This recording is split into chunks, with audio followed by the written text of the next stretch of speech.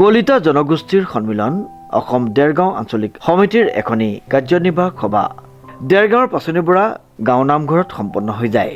উল্লেখযোগ্য যে কলিতা জনগোষ্ঠী সন্মিলন অসম দেৰগাঁৱৰ পূৰ্বাঞ্চলিক আঞ্চলিক সমিতিৰ সভাপতি সমুদ্ৰ দুৱাৰাই সভাপতিত্ব কৰা প্ৰথম কাৰ্যনিৰ্বাহক সভাত এই ইংৰাজী বৰ্ষতে আগন্তুক গোলাঘাটৰ হামদৈ পথাৰত অনুষ্ঠিত হ'বলগীয়া কলিতা জনগোষ্ঠী সন্মিলন অসমৰ সপ্তদশ দ্বিবাৰ্ষিক কেন্দ্ৰীয় অধিৱেশনলৈ অৰ্থ যোগান আৰু শাখা সমিতিসমূহ গঠন আদিৰ বিষয়ত গুৰুত্বপূৰ্ণ সিদ্ধান্ত গ্ৰহণ কৰা হয়।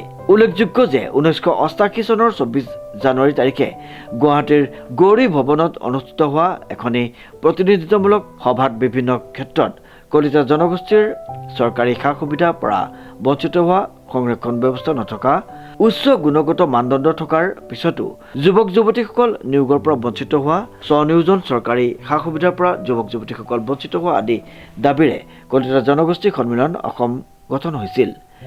আমাৰ 4 জানুৱাৰী তাৰিখে ইয়াত প্ৰথম কাৰ্যনিৰ্বাহক যিখন মূল সমিতি মানে আঞ্চলিক সমিতিখন গঠন হ'ল, এইখন আজি প্ৰথম কাৰ্যনিৰ্বাহক সভা আজি 18 জানুৱাৰীত আৰু আমাৰ এখন ৰাজ্যিক সন্মিলন দ্বিবাৰ্ষিক গোলাঘাটত অনুষ্ঠিত হ'ব। গোলাঘাট আমাৰ হামদৈ পথাৰত, তালৈ আমি কিছু বৰঙণি আগবঢ়াব লাগে, সেই সম্পৰ্কে আজি আলোচনা হ'ল। আৰু আমাৰ যিবিলাক শাখা সমিতি আছে আঞ্চলিকৰ তলত, সেই শাখা সমিতিবিলাক গঠন কৰাৰ সম্পৰ্কেও আলোচনা হ'ল আৰু অন্যান্য মানে উপযোগী যথেষ্ট কথা ইয়াত আলোচনা কৰা হ'ল। সভাখনৰ মূল কথা এইখিনি। আমি এইটোকে আহ্বান জনাম যে সকলো জনগোষ্ঠীয়ে ঐক্যবদ্ধ হৈছে। আমাৰো বহুত দাবী দুবা আছে। চৰকাৰৰ ওচৰত আমি দাবীবিলাক উপস্থাপন কৰিবলৈ হ'লে আমাক এটা গোট লাগিব। সেই গোটটো যাতে সবল আৰু শক্তিশালী হয়, শক্তিশালীভাৱে যাতে আমি চৰকাৰৰ ওচৰত দাবী দুবাবিলাক উত্থাপন কৰিব পাৰোঁ, সেইটো উদ্দেশ্য লৈ এই সংগঠনটো মানে গঠন কৰা হৈছে। আৰু আমাৰ কলিতা জনগোষ্ঠীৰ লোকসকল প্ৰায়ে মানে হেৰি হৈ আহিছে, মানে বঞ্চিত হৈ আহিছে বিভিন্ন হেৰিয়াৰ পৰা, চৰকাৰী সাহাৰ্য সুবিধাৰ পৰা।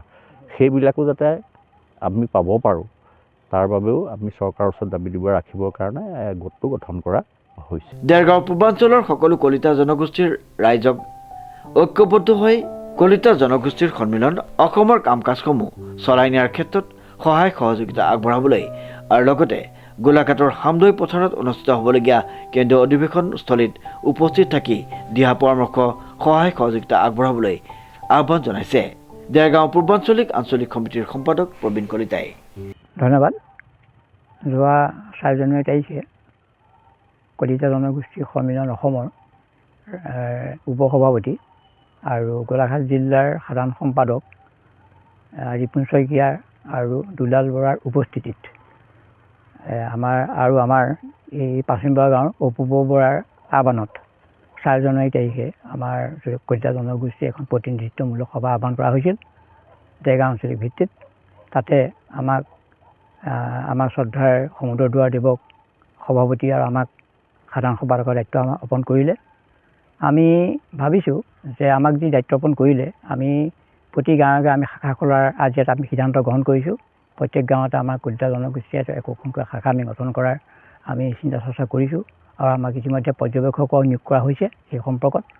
আৰু আমাৰ কলিতাসকল আমি প্ৰতিটো ক্ষেত্ৰত আমি বঞ্চিত হৈ আহিছোঁ। প্ৰথম কথা হ'ল যে 100% নম্বৰ পায়ো আমাৰ কলিতাসকলে কোনো ধৰণৰ সুবিধা নাপায়, চৰকাৰী সাহাৰ্যও নাপায় আৰু কোনো ধৰণৰ ৰিজাৰ্ভো নাই। আৰু অন্ততঃ ঠিকা থুকালিৰ ক্ষেত্ৰতো অৱহেলিত হৈ আহিছে। প্ৰতিটো ক্ষেত্ৰত কেন্দ্ৰীয় তথা ৰাজ্য চৰকাৰেও মাহীয়ে চকুৰে চোৱা আমাৰ পৰিলক্ষিত হৈছে।